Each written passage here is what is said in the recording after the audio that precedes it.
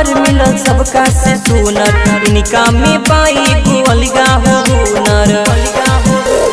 पियवा हमार मिलल सबका से सुनर, इनका में पाई गोलगा हो हुनर। मोर जिंदगी के ई गम कावे में, मोर पियवा खाई के मीठा हो पान, मुहवा के महकाम ने। हमर पियवा खाई के मीठा हो पान, मुहवा के महकाम ने। मुहवा के महकाम ने।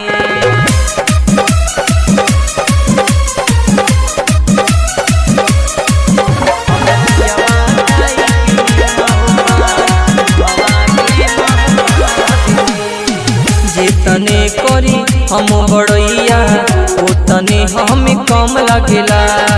पियावा के करी बखान हमरा तो शरम लगेला, शरम लगेला।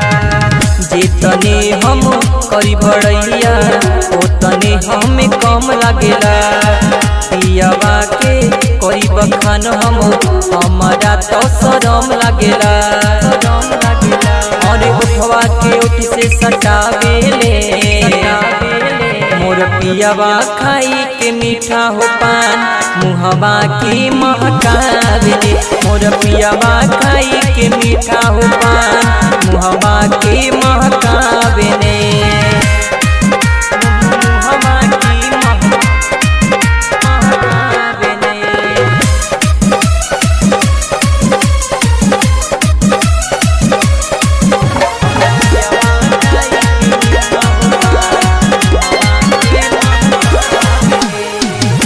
बलमुआ हरदम राखे हमरा के खुश हो, कबो नाही हमरा से बोलले उ झूठ हो।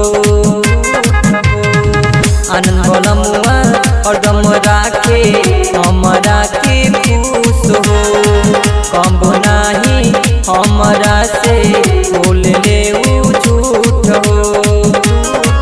मोर सब के चमकावेले, मोर पियवा खाई के मीठा हो पान, मुहवा के महकावे ने।